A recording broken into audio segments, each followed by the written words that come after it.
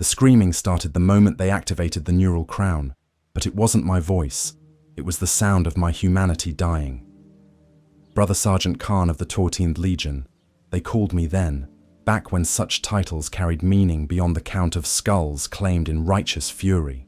Now I am something else entirely, forged in the crucible of Angron's vision and tempered by the sweet agony of the butcher's nails.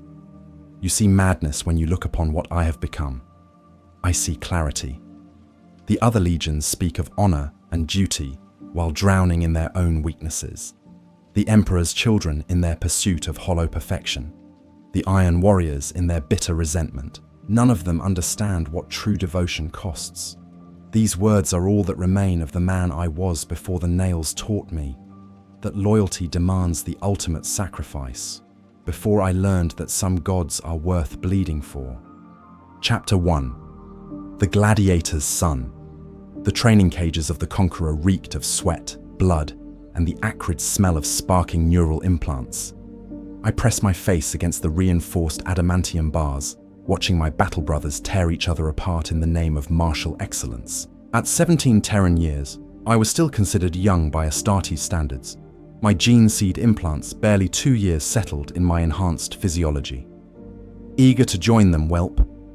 The voice belonged to Captain Erlen, his scarred face bearing the telltale signs of early nail implantation. The slight tremor in his left eye, the way his hands never quite stopped moving. Even in moments of supposed calm, the thwarting the Legion lived on the edge of violence. Yes, Captain. The words came automatically, drilled into me through months of hypno-indoctrination and pain conditioning. But beneath the programmed response, something deeper stirred. I genuinely wanted to prove myself worthy of my father's legacy, to earn the right to stand beside the Primarch who had lifted us from the dust of a slave world.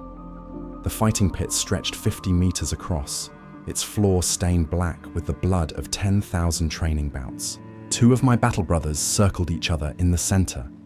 Brother Cargos, his freshly implanted nails still healing beneath surgical bandages, and veteran Sergeant Malthorn, whose enhanced reflexes had been honed through decades of warfare across the Great Crusade. The disparity in experience should have made this an educational demonstration. Instead, something was wrong.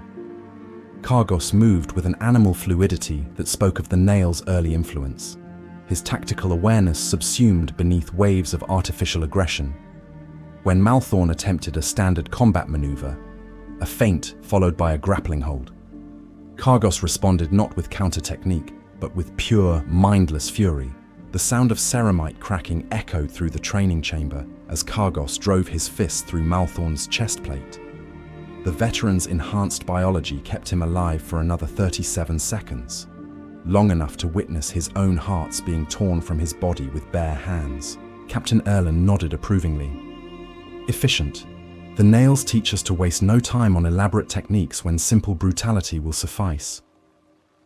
His words carried the weight of doctrine, but I caught something else in his voice, a note of loss that he probably didn't even recognize anymore. Will I receive the nails soon, Captain? The question escaped before I could stop it. Every aspirant in the XII Legion looked forward to that day with a mixture of anticipation and carefully suppressed dread. The butcher's nails were our inheritance, our gift from a Primarch who understood that the galaxy's enemies would show no mercy to those who hesitated in battle. Erlen's scarred features shifted into what might have been a smile. When you're ready, young Khârn, when your hatred burns bright enough to fuel the engines of war. He gestured toward the blood-soaked pit where Cargos stood over his victim, the young warrior's augmented physiology trembling with the aftershocks of artificially induced rage. But Captain, I already hate our enemies. The orcs who enslaved Nuceria, the rebels who deny the Emperor's truth, the Xenos filth that pollutes his galaxy. My words carried genuine conviction. The hypno-indoctrination had done its work well, layering legitimate tactical doctrine over a foundation of manufactured hatred. That's not the hatred the nails require, Erlen said, his voice dropping to barely above a whisper.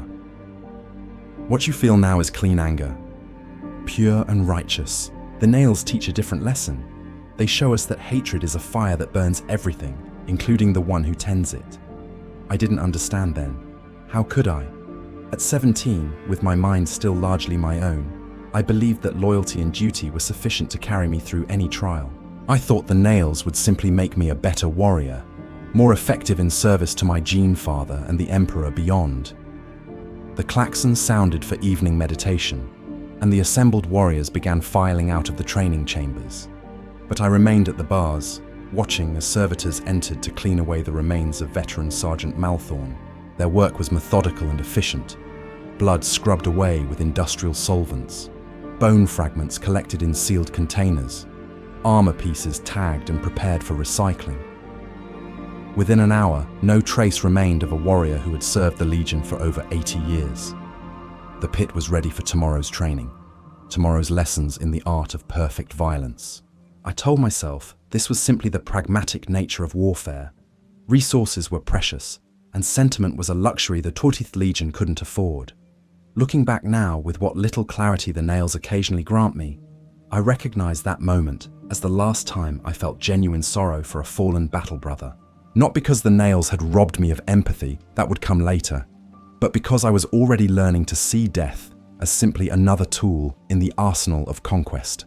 The Conqueror's corridors hummed with the vibration of its massive engines as I made my way to the dormitory chambers. Fellow aspirants moved through the ship's passages like ghosts of their former selves, each lost in private contemplation of the trials that awaited them. We were all volunteers, technically speaking. No one had forced us to accept the gene seed, to submit to the surgical modifications that would transform us into instruments of the Emperor's will. But choice, I was beginning to understand, was itself an illusion in the XIV Legion. We had been selected not for our tactical brilliance or our unwavering faith, but for our capacity to endure the specific kind of suffering that the nails demanded. The apothecaries had screened us for psychological resilience, for the ability to maintain basic function even as our minds were systematically dismantled. That night, I dreamed of Nuceria's red sand and the screaming crowds that had once bayed for blood in the arena where my Primarch had learned the lessons he would later teach us all. Chapter 2. First Taste of Glory. The compliance action on Gienna 7th should have been routine. Intelligence reports indicated a human colony that had refused the Emperor's offer of unity, their planetary government choosing isolation over integration into the growing Imperium.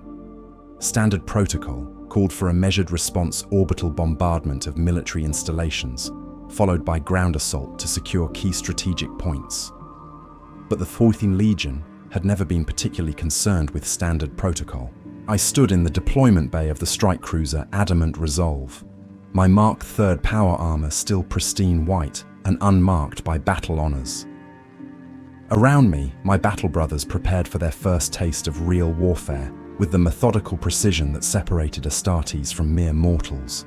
Weapons were blessed with sacred oils, armor seals were checked and rechecked, and the litanies of hate were recited in voices that carried the weight of absolute conviction.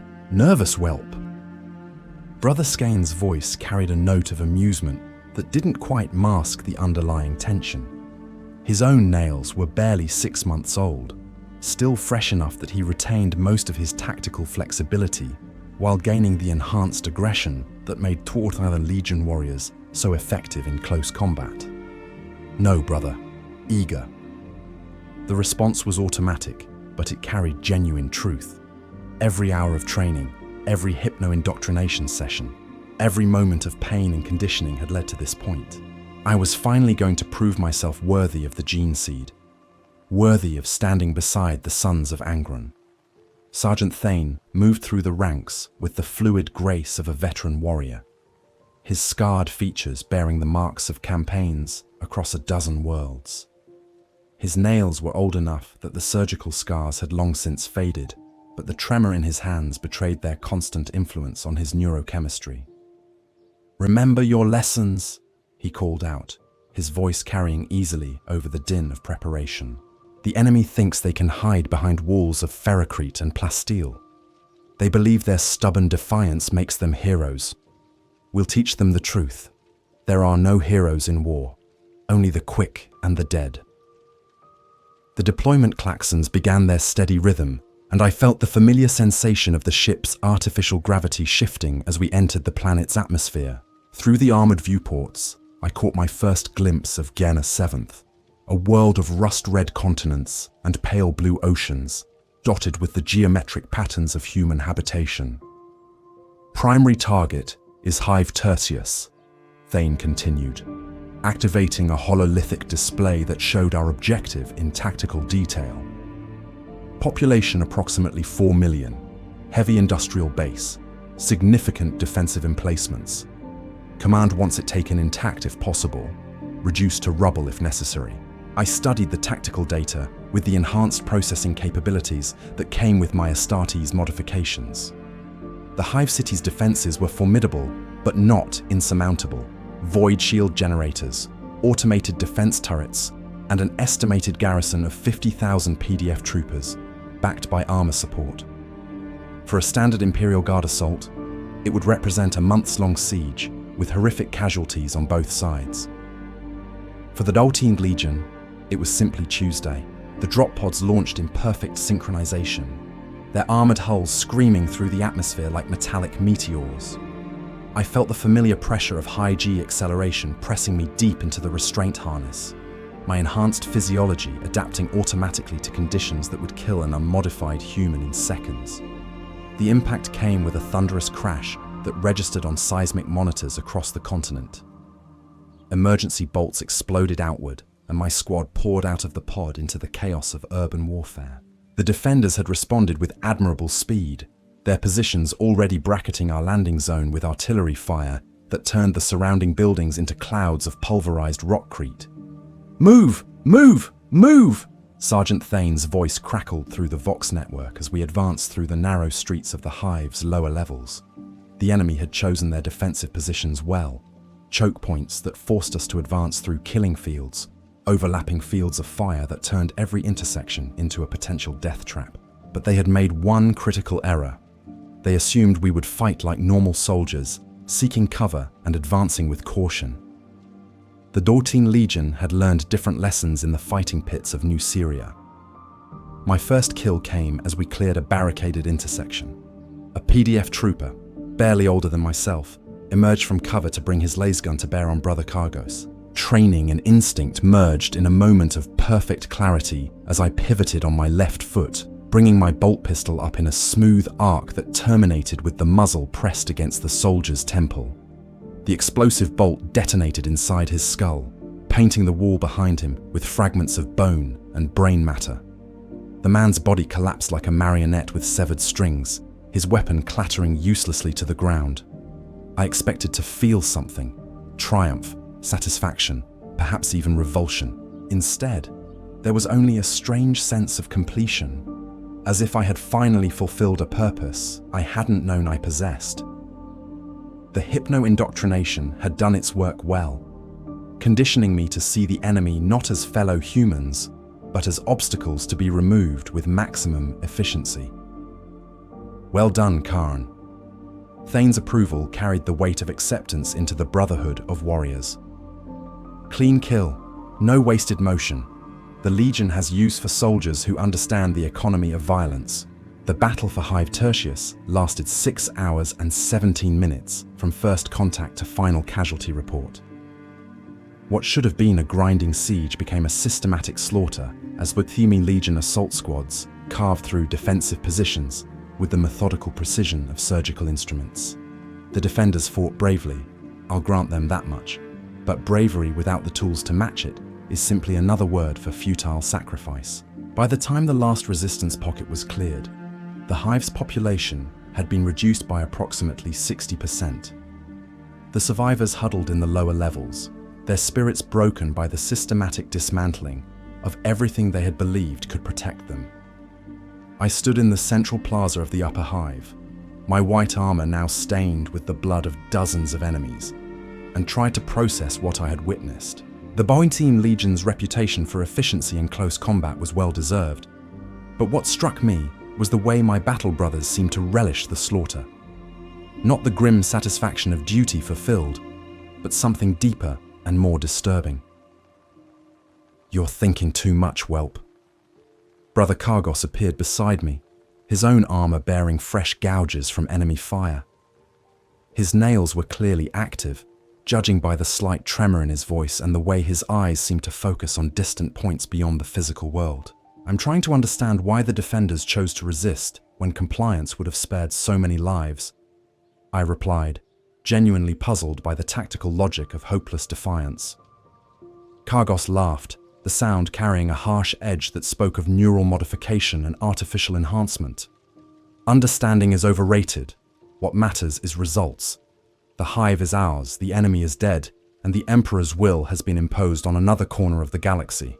As we prepared for extraction, I found myself wondering when the next compliance action would come, when I would again have the opportunity to test myself against the enemies of mankind. The thought should have troubled me, but instead it filled me with a strange sense of anticipation that I didn't quite understand. Looking back now, I recognize that moment as the first sign that the conditioning was taking hold. The XII Legion didn't just create warriors. We created addicts, dependent on violence for the biochemical rewards that kept us functional in the face of what we were becoming. Chapter 3. The Nails Descend. The apothecarian of the Conqueror hummed with the low vibration of medical equipment and the barely audible whispers of pain suppression systems. I lay on the surgical table, my consciousness floating in the twilight space between full awareness and chemical sedation, while Apothecary Vect prepared the instruments that would forever change the nature of my existence. The butcher's nails are a gift from our gene father. Vect's voice carried the clinical detachment of a surgeon combined with the reverence of a priest. They will elevate you beyond the limitations of baseline human emotion, transforming you into a perfect instrument of warfare. The neural crown descended from the ceiling with mechanical precision, its dozens of surgical probes glistening with sacred oils and blessed unguents. Each probe was designed to penetrate specific regions of my brain, creating permanent connections between artificial neural networks and the organic matter that housed my consciousness. The pain will be significant, Vect continued, adjusting the crown's position with minute precision. The nails must establish dominance over your existing neural pathways, suppressing those thoughts and emotions that might compromise your effectiveness in battle. I wanted to speak, to ask the questions that had been building in my mind since my first glimpse of what the nails could do to a warrior's fundamental nature. But the paralytic agents in my bloodstream had robbed me of even that simple expression of autonomy. I could only lie there, watching the crown descend toward my skull like some ancient device of torture disguised as medical necessity. The first probe penetrated with a sensation like ice-cold lightning running directly through my frontal cortex. My enhanced nervous system, designed to process pain in manageable increments, was immediately overwhelmed by signals that bypassed every natural defense mechanism.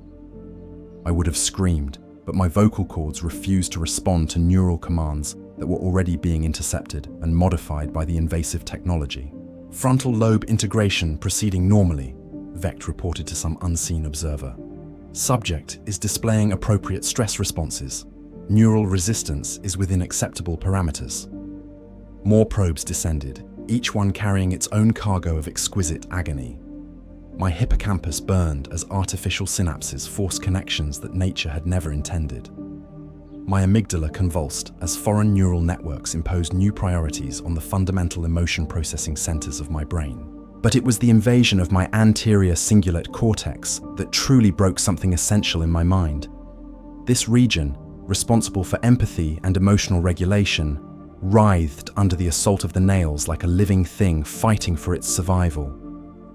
I felt something precious and irreplaceable being carved away, neuron by neuron, until only raw tissue and artificial enhancement remained. The procedure lasted 4 hours and 37 minutes.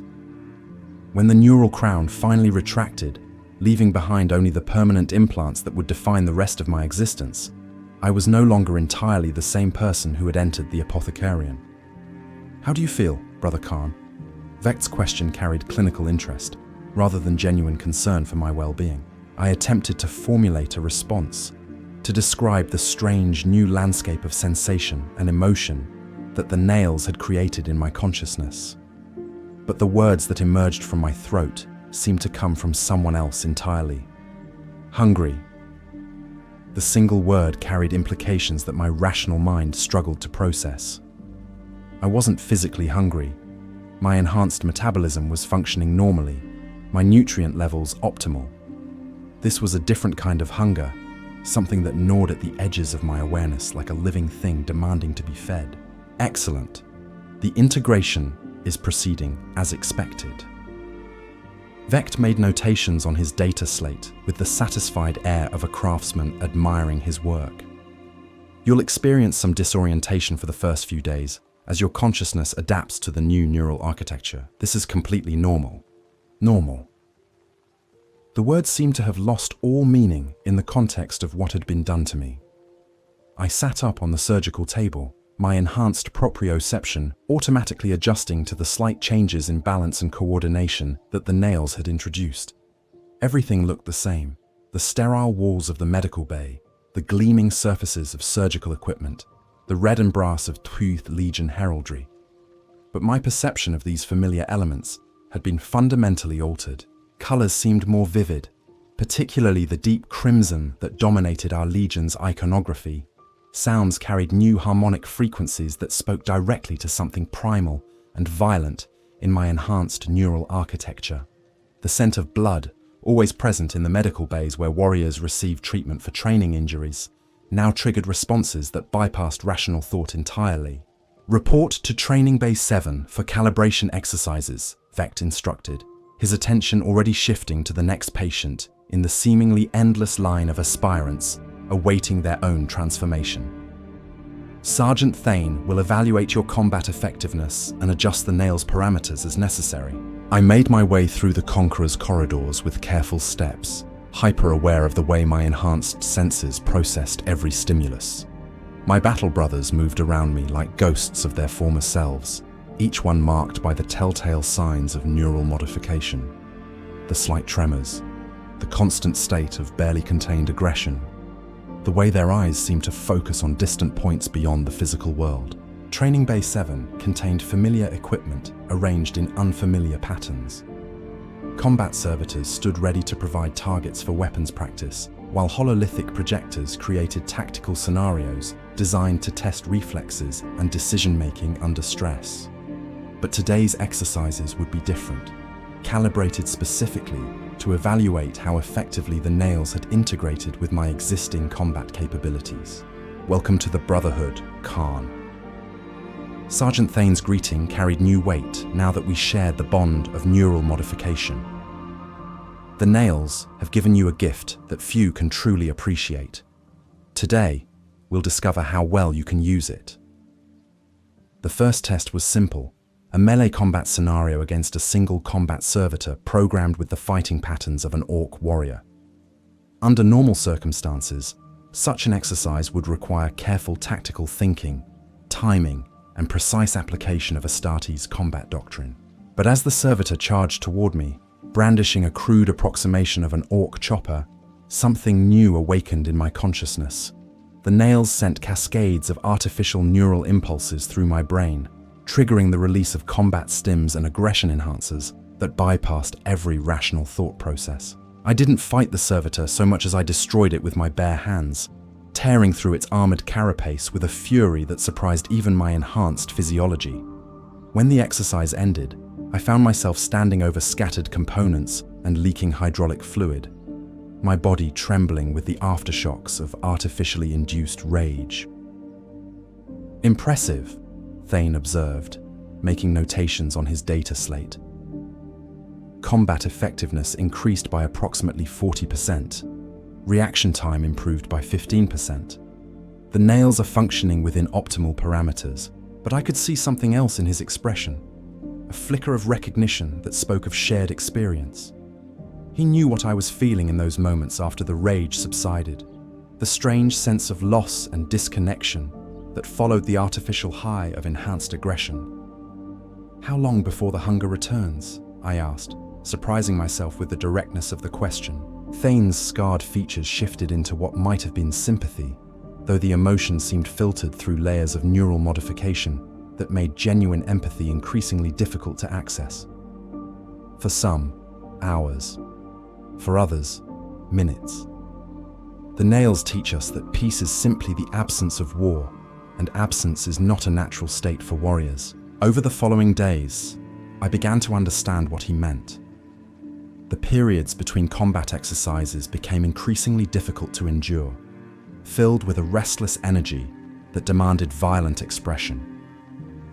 Sleep became sporadic and troubled, haunted by dreams of endless battle that felt more real than the waking world. My fellow aspirants, who had not yet received their nails, began to seem strange and distant, their concerns about duty and honor appearing naive and childish in the face of the raw truths that the neural implants revealed. Violence wasn't just a tool of warfare, it was the fundamental nature of existence, the only honest response to a universe that demanded strength above all other virtues. "You're adapting well," Brother Khârn observed during a training session, his own nails clearly active as he spoke through gritted teeth. Some of the new recipients never learn to manage the hunger properly. They burn out in a matter of weeks, their minds completely consumed by artificial rage. "What happens to them?" I asked, though part of me already suspected the answer. "They serve," Khârn replied with a shrug that suggested the topic was of minimal importance.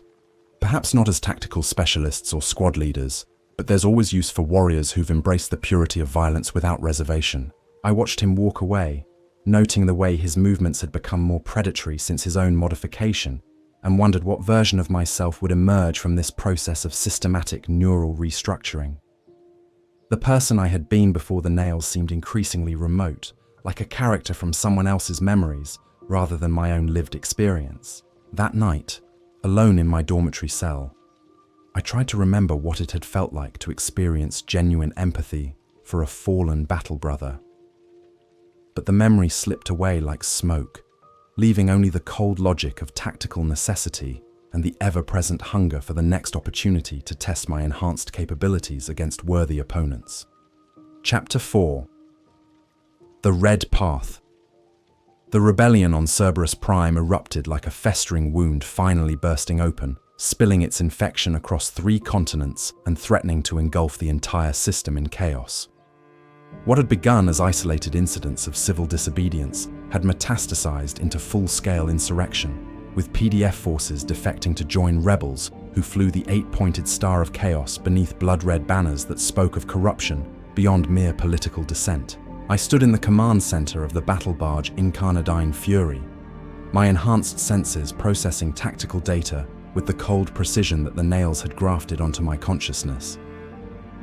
6 months had passed since my neural modification, and I had learned to ride the waves of artificial aggression like a surfer navigating treacherous waters. The hunger was always there, gnawing at the edges of my awareness, but experience had taught me to channel it into useful directions. Intelligence reports indicate the rebels have accessed an ancient weapons cache, Captain Erlen briefed the assembled squad leaders, his own nails creating a slight tremor in his voice that betrayed the effort required to maintain tactical coherence.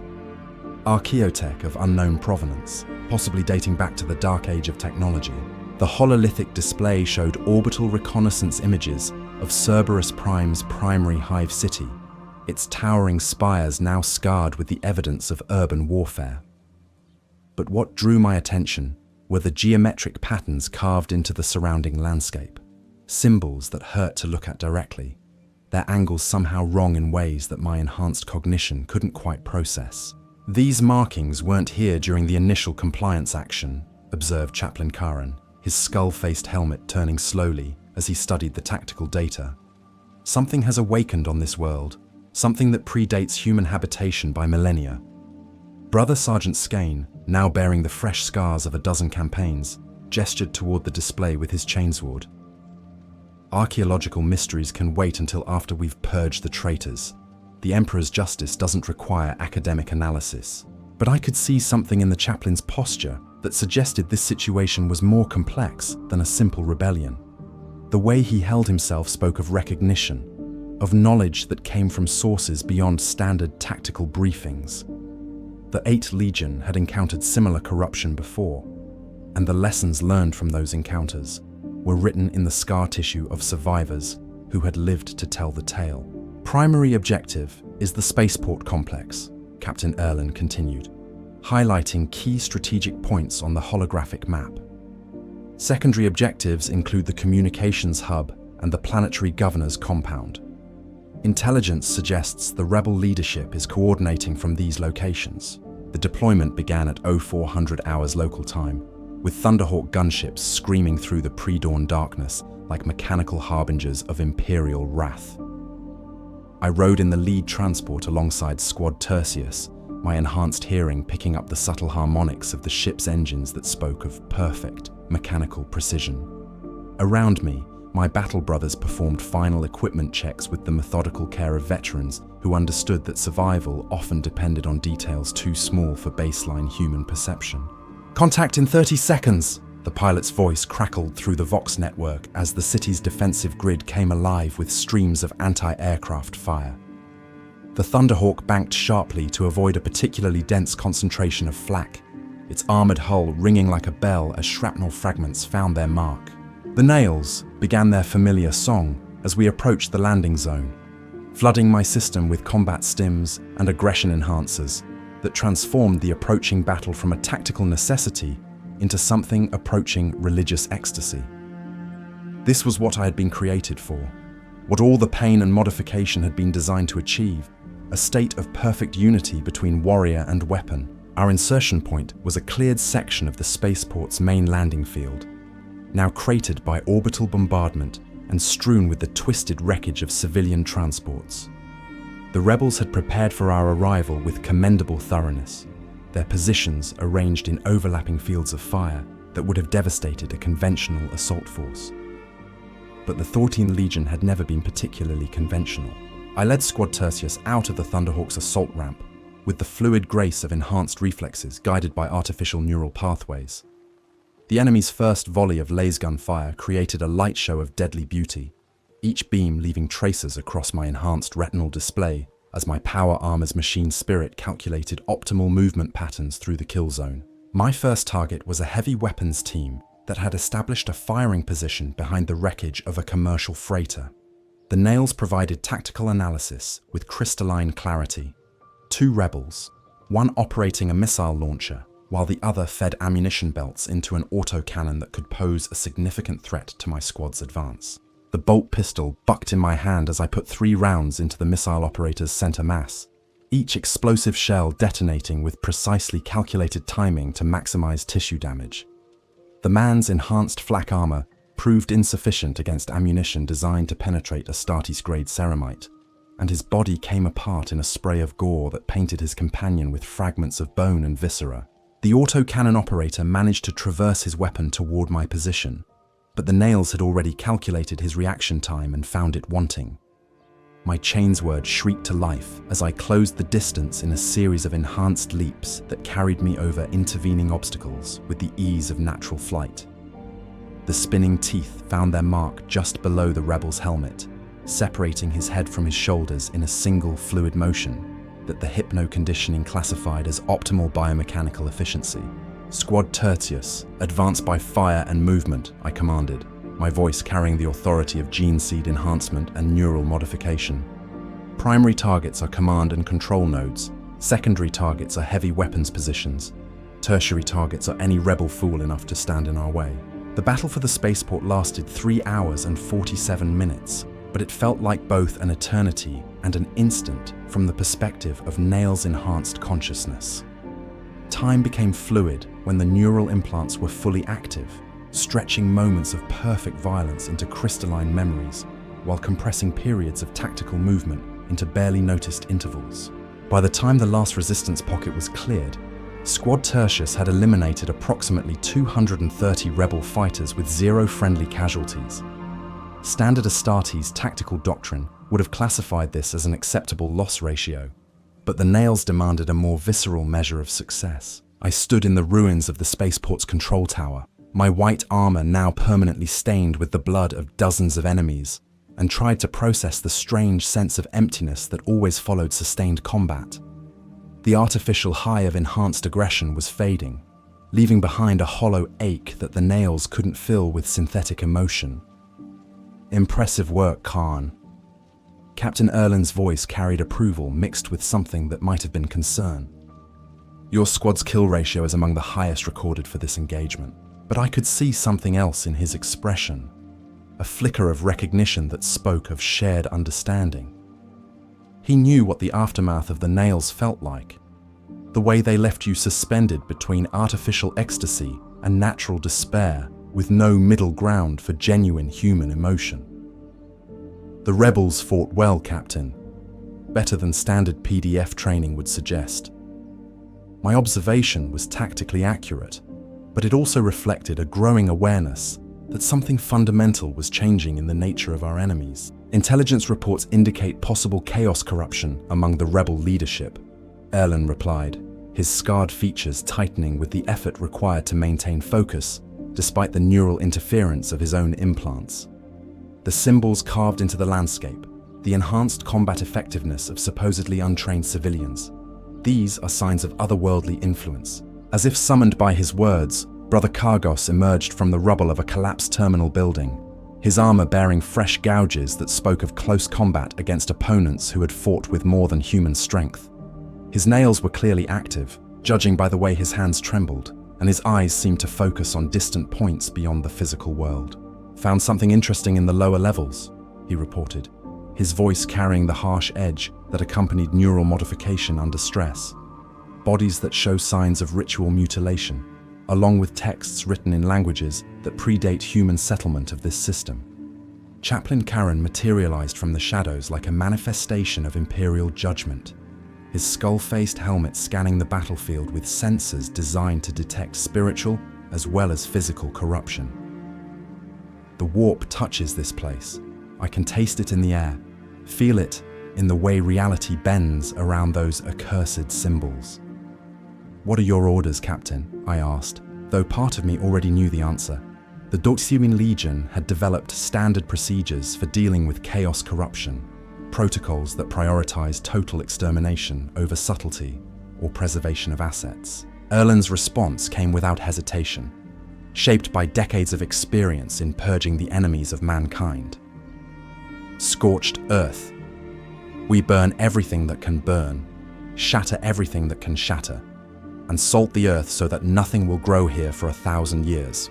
The orbital bombardment began at sunset, with the Incarnadine Fury's weapons batteries reducing the planetary capital to molten slag with precisely calculated volleys of lance strikes and macro cannon shells. I watched from the command deck as 50 million souls were reduced to component atoms, their brief rebellion against imperial authority ending in the ultimate expression of the Emperor's judgment. But as the mushroom clouds rose from the planet's surface, I found myself wondering when the hunger would return, when the nails would again demand the sacrifice of enemy blood to feed their insatiable appetite for violence. The thought should have troubled me, but instead it filled me with a cold anticipation that I no longer bothered to question. Looking back now, I recognize that moment as the point where I stopped trying to resist what the nails were making me become. The path of loyalty and duty that had brought me to this place was also the path that led away from everything I had once considered human. Chapter 5. Blood for the Blood God. The whispers began during the long warp transit between Cerberus Prime and our next assignment, subtle at first, like the sound of distant voices carried on a wind that existed only in the spaces between reality and nightmare. I initially dismissed them as side effects of the nails' continued integration with my neural architecture, the kind of phantom sensations that all XII Legion warriors learn to ignore in the pursuit of tactical efficiency. But whispers have a way of becoming voices, and voices have a way of becoming truths that reshape the fundamental nature of existence. I stood in the observation deck of the Incarnadine Fury, watching the roiling chaos of the Immaterium through reinforced viewports that could barely contain the sight of infinity folded in upon itself. The Geller field generators hummed with barely contained power, their harmonics creating a barrier between our ship and the hungry intelligences that dwelt in the spaces between spaces. Beautiful, isn't it? Brother Khârn materialized beside me like a ghost of his former self, his armor bearing new modifications that I didn't remember from our previous engagement. Brass trim had been added to his shoulder guards, and his helmet bore carved symbols that hurt to look at directly. The warp is many things, I replied carefully, my enhanced senses detecting subtle changes in his biochemistry that spoke of more than simple neural modification. Beautiful isn't the word I would choose. His laughter carried harmonics that seemed to bypass my auditory cortex entirely, resonating directly in the bone structure of my skull. You're still thinking like a loyal son of the Emperor, Khârn, but loyalty is just another cage, and the nails have already begun cutting through the bars. I wanted to report his words to Chaplain Khârn, to fulfill my duty as an Astartes warrior sworn to defend the Imperium against all threats both external and internal. But something in his voice carried the weight of revelation, the promise of answers to questions I hadn't known I was asking. The hunger is getting stronger, isn't it? Khârn continued, his modified features shifting into what might have been sympathy. The periods between combat operations become harder to endure. The nails demand more blood, more violence, more perfect expressions of humanity's fundamental nature. He wasn't wrong. Since Cerberus Prime, the artificial neural pathways had become increasingly dominant, overriding higher cognitive functions with demands for stimulation that mundane training exercises couldn't satisfy. Sleep had become sporadic and troubled, filled with dreams of endless battle that felt more real than the waking world. "There's another way," Khârn whispered, his voice dropping to barely above subvocal. "The nails weren't created by the Emperor or his servants. They're older than the Imperium, older than the age of strife. They're gifts from powers that understand the true nature of warfare." Before I could respond, the ship's klaxons began sounding the general alarm, their harsh tones cutting through the warp-muffled silence of the observation deck. Emergency lighting bathed the corridors in crimson illumination as the crew prepared for translation back to real space, back to the brutal certainties of the material universe. Our destination was Armatura, a world that had served as a recruitment center for the XII Legion, until recent communications blackouts suggested possible enemy infiltration. Intelligence reports were fragmentary and contradictory, but the evidence pointed toward large-scale insurrection backed by forces hostile to imperial authority. What we found was genocide on a scale that impressed even XII Legion's sensibilities. The primary hive city had been transformed into a monument to slaughter, its soaring spires decorated with millions of corpses arranged in geometric patterns that spoke of religious devotion to principles that predated human understanding. Blood flowed through specially constructed channels that formed symbols, vast enough to be visible from orbit, their significance clear to anyone who had studied the lore of the ruinous powers. "Khârn's work," Chaplain Khârn observed, with the clinical detachment of a scholar examining an interesting specimen. "The blood god has marked this world as his own, transforming its population into an offering that will resonate through the warp for millennia." I should have felt revulsion at the sight of such systematic brutality. The hypno-conditioning that had shaped my consciousness since childhood should have triggered automatic responses of righteous anger and determination to punish those responsible for such atrocities. Instead, I found myself studying the corpse sculptures with something approaching aesthetic appreciation. "Magnificent," Brother Khârn breathed beside me, his modified features alight with an emotion I didn't recognize. Perfect expression of violence as art, warfare elevated beyond mere tactical necessity into the realm of religious experience. Captain Erland's voice crackled through the Vox network with orders that carried the weight of grim necessity. "All squads, deployment pattern Omega. Primary objective is the elimination of any surviving Chaos forces. Secondary objective is the purification of ritual sites through sustained application of promethium and high explosives." But as we descended toward the planet's surface, I found myself wondering why we were here to destroy what had clearly been accomplished through superior understanding of warfare's fundamental purpose. The architects of Armatura's transformation had achieved something that decades of imperial compliance actions had failed to produce: the complete submission of a world's population to the will of powers greater than themselves. The enemy we encountered was everything the intelligence reports had promised and more. Chaos Space Marines bearing the colors of the Word-Bearers Legion had established positions throughout the Hive City, their tactical doctrine enhanced by supernatural abilities that made conventional Astartes combat protocols seem naive and outdated. but it was their mortal auxiliaries that truly demonstrated the transformative power of chaos worship. Cultists who fought with strength beyond human limits, their bodies modified by exposure to warp energy into forms that married human intelligence with demonic fury. They moved with coordination that spoke of shared consciousness, attacking with a unity of purpose that made our own squad-level tactics seem crude by comparison. The battle that followed lasted for 7 days and 6 nights, each cycle of combat teaching new lessons about the nature of warfare when elevated beyond mere physical conflict into the realm of spiritual struggle. My chainsword carved through enemy flesh with efficiency that bordered on the supernatural, each kill feeding something deep in my consciousness that the nails couldn't quite satisfy. It was during the assault on the central ritual site that I first heard the voice clearly, cutting through the chaos of battle with clarity that made all other sounds seem distant and unimportant. "Blood for the blood god," it whispered, the words resonating through neural pathways that seemed to exist independently of my modified brain tissue. "Skulls for the skull throne." The phrase carried weight beyond its simple meaning, encompassing concepts of honor and strength that the imperial truth had never been able to articulate. This wasn't the mindless slaughter that characterized most human warfare, but something elevated and pure. Violence stripped of political motivation and reduced to its essential nature as the engine of evolutionary progress. A word-bearer champion stood before the altar at the ritual site's center, his power armor decorated with symbols that seemed to writhe and shift when observed directly.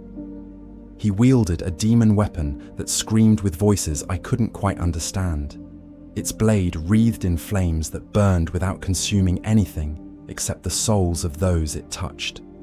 "Another slave of the corpse emperor," he called out, in a voice that carried harmonics of the warp. "Come then, loyalist.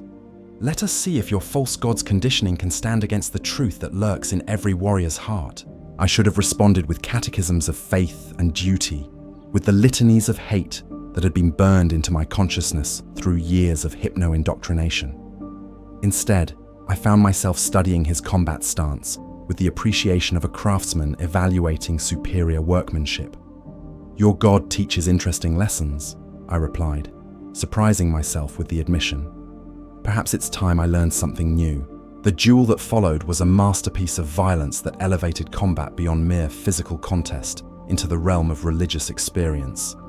His demon blade met my chainsword in showers of sparks that seemed to carry their own malevolent intelligence, each clash of weapons accompanied by the sound of reality tearing along its edges. But it was when his blade found its mark, carving a burning line across my chest that should have been fatal, that I understood what Kargos had been trying to tell me. The pain wasn't simply physical sensation.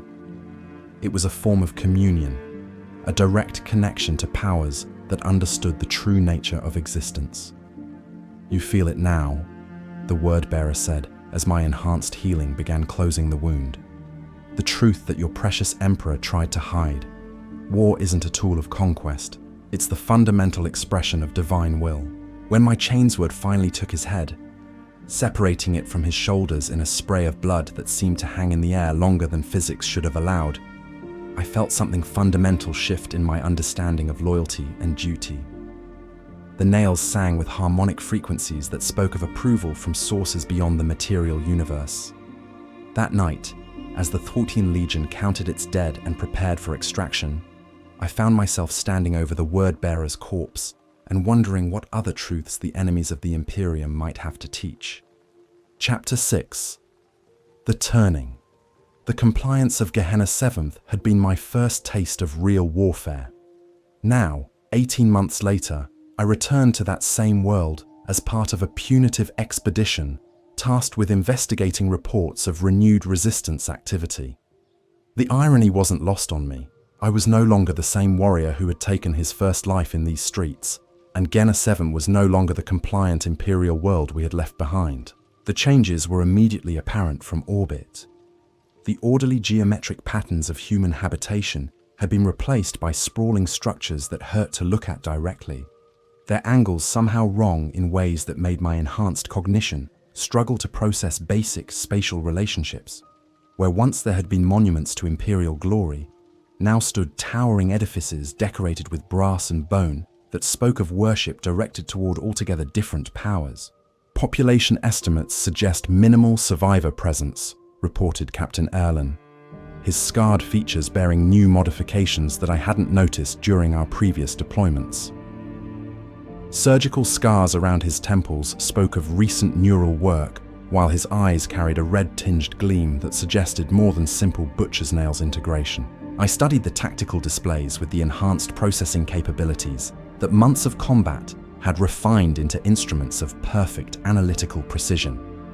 The defensive positions scattered throughout the Hive City showed clear signs of supernatural enhancement, weapons emplacements that couldn't exist according to standard physics, fortifications that seemed to phase in and out of real space according to principles that predated human understanding of engineering. Chaos corruption, Chaplain Khârn confirmed, his skull-faced helmet turning slowly as he examined the reconnaissance data. But not the random mutation we encountered on Cerberus Prime. This is systematic transformation, guided by intelligence that understands both human nature and the fundamental laws that govern reality. Brother Kargos emerged from the shadows at the edge of the command center, his modified features bearing new additions that spoke of more than simple battlefield injury. Brass fixtures had been surgically implanted along his jawline, while his eyes carried a luminescence that suggested exposure to energies beyond the electromagnetic spectrum. The population didn't resist the changes, he observed, his voice carrying harmonics that seemed to bypass normal auditory processing. They embraced them, welcomed the transformation that elevated them beyond the limitations of baseline human existence. His words carried weight that extended beyond simple tactical observation. Over the past months, I had watched my battle brothers undergo changes that went far beyond the modifications officially sanctioned by Legion doctrine. The nails had been just the beginning, a foundation upon which more profound alterations could be constructed. The deployment began with orbital bombardment that should have reduced the corrupted Hive City to radioactive slag. Instead, our weapons fire was absorbed by void shields that operated according to principles that made standard Imperial technology seem crude and primitive. Lance strikes that should have carved through kilometers of rockcrete simply vanished into dimensional pockets that existed parallel to real space. Ground assault then, Captain Erlen declared, with the grim satisfaction of a warrior who preferred close combat to long-range destruction. We'll do this the old way, with blade and bolt shell. The Thunderhawks screamed through atmosphere thick with psychic interference, their machine spirits struggling to maintain coherent function in the face of reality distortions that made navigation an exercise in calculated faith rather than scientific precision. I rode in the lead transport, my enhanced senses detecting subtle changes in the fundamental constants that governed physical existence. Our landing zone was the same plaza where I'd stood 18 months earlier, contemplating the efficiency of XII Legion tactical doctrine and the satisfaction of duty fulfilled. Now the space had been transformed into something that challenged basic assumptions about geometry and spatial relationships. The ground itself seemed to pulse with a heartbeat that resonated through my power armor's sensory systems.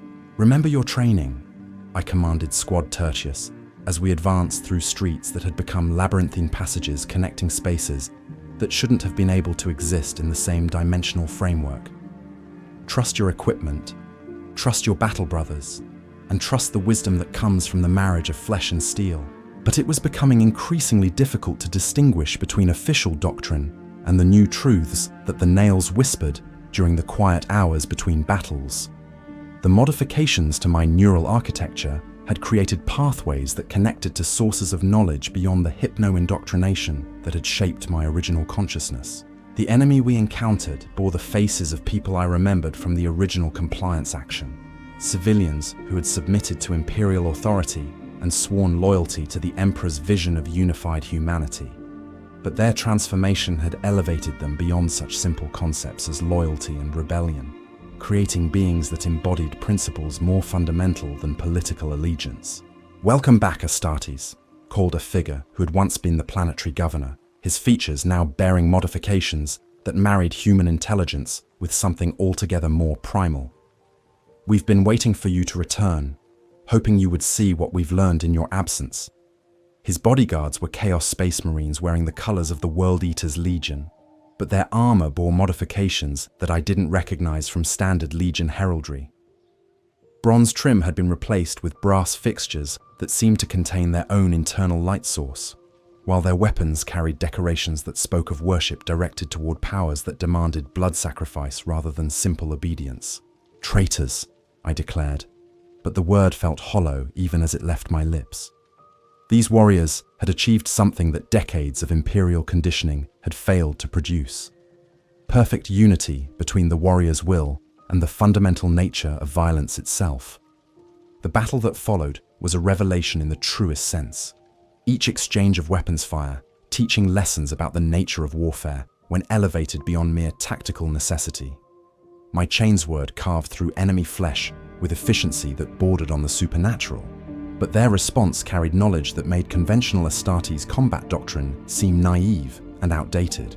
It was when my blade found the throat of a former PDF trooper that I first experienced the communion directly. His blood, enhanced by exposure to warp energy, carried information that bypassed my conscious mind and spoke directly to neural pathways created by the butcher's nails. The sensation was unlike anything the hypno-indoctrination had prepared me to expect. Not simply the satisfaction of duty fulfilled, or the tactical pleasure of superior performance, but something deeper and more profound. Direct connection to the fundamental forces that drove the universe toward ever greater expressions of strength and violence. "You feel it now," the transformed governor observed as my squad advanced through the central plaza. "The truth that your precious emperor tried to hide behind walls of doctrine and conditioning. War isn't a tool of conquest. It's the voice of gods that demand to be heard." I wanted to deny his words, to respond with catechisms of faith and declarations of loyalty that had been burned into my consciousness through years of careful indoctrination.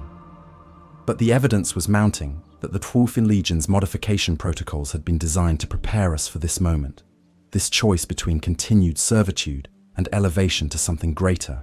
The nails were just the beginning, Brother Khârn whispered through our private Vox channel, his words carrying certainty that spoke of direct revelation.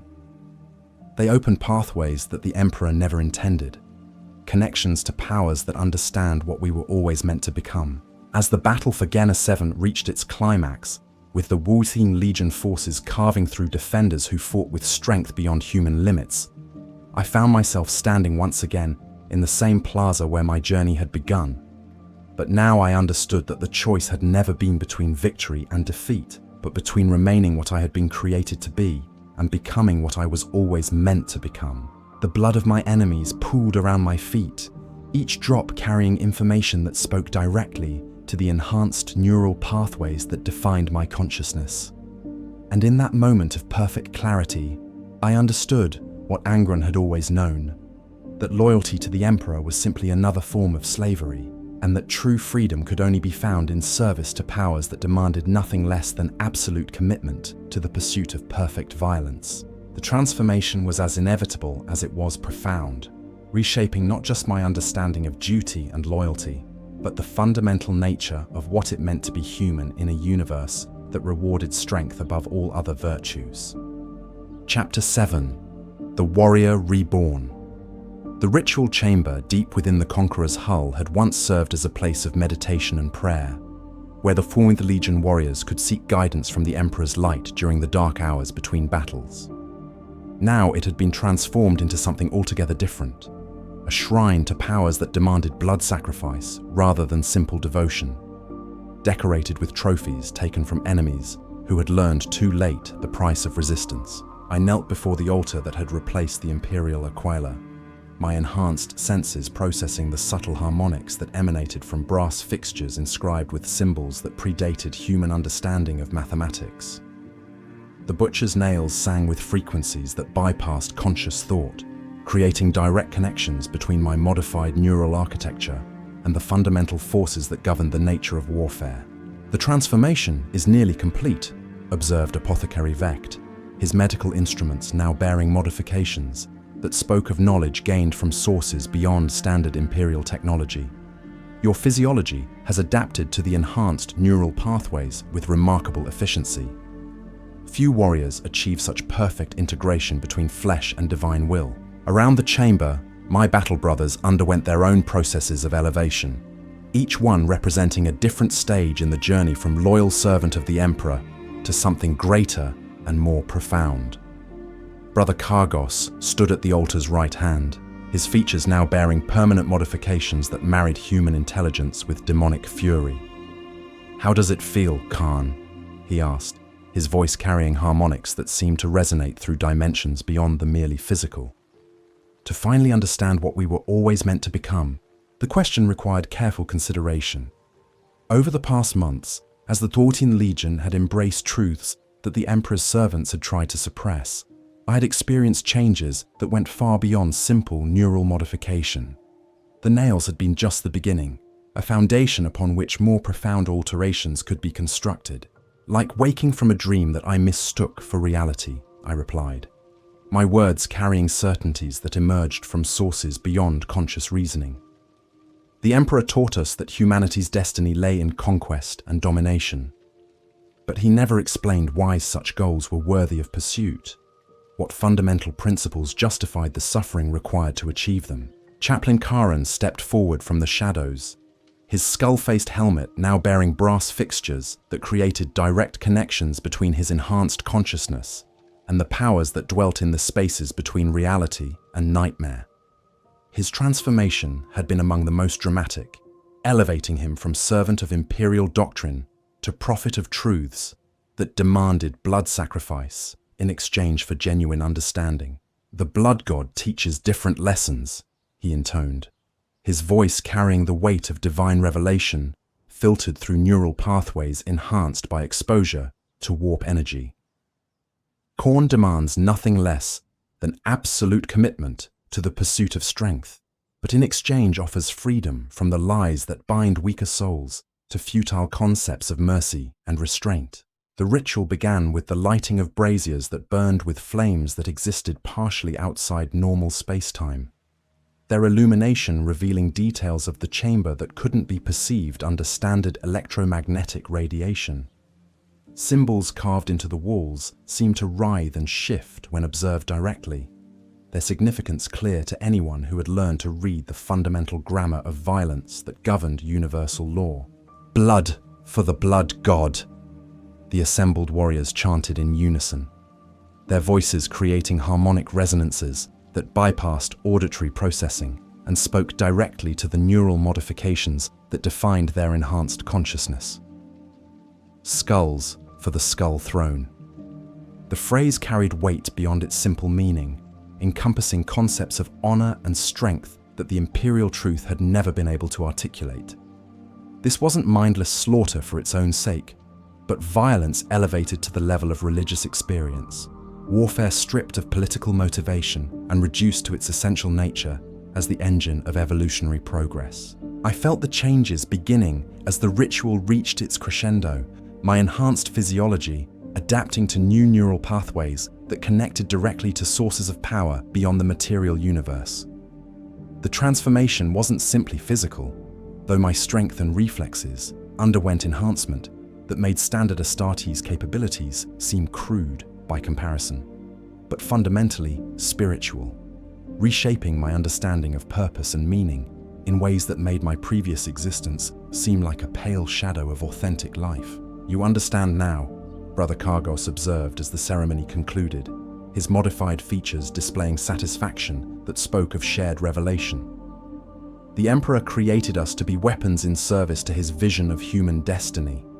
But weapons can choose their own targets when they learn to think for themselves." Over the following weeks, as the Conqueror made its way through the warp toward destinations that served purposes beyond simple conquest, I discovered the true scope of what we had become.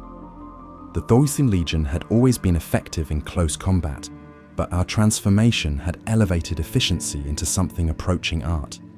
Each battle became an offering to powers that rewarded strength with ever greater capacity for violence. The compliance actions that followed bore little resemblance to the methodical campaigns I remembered from my early service. Where once we had sought to minimize casualties and preserve infrastructure that could serve imperial interests, now we pursued total destruction as an end in itself. Entire populations became sacrifices to powers that measured devotion in terms of blood spilled and skulls claimed, rather than simple territorial conquest. But it was the changes in my battle brothers that truly demonstrated the scope of our transformation. Warriors who had once struggled with the psychological burden of the butcher's nails now embraced their enhancement as a gift that connected them directly to the fundamental nature of existence. The artificial aggression that had once seemed like a curse revealed itself as a blessing that freed us from the limitations imposed by baseline human emotion. "The Emperor taught us to fight for him," Captain Erlen explained during one of our tactical briefings, his modified features bearing brass fixtures that created permanent connections between his consciousness and the powers that governed the nature of warfare. But Khârn teaches us to fight for ourselves, to pursue strength as an end worthy of any sacrifice. The distinction was profound and fundamental. Imperial doctrine had always emphasized duty and sacrifice in service to goals that remained frustratingly abstract. The protection of humanity, the advancement of civilization, the eventual achievement of a galactic empire that would bring peace through conquest. But such concepts required faith in outcomes that might never be achieved, trust in leaders whose motivations remained hidden behind walls of propaganda and misdirection. The blood god demanded no such leaps of faith. His requirements were simple and immediate. Kill your enemies, claim their skulls, spill their blood in offering to powers that rewarded strength above all other virtues. Every battle became its own justification, every victory proof of divine favor that required no validation from external authority. I found myself adapting to this new understanding with ease that surprised even my enhanced consciousness. The neural pathways created by the butcher's nails had prepared me for this moment, this choice between continued servitude and elevation to something greater than human.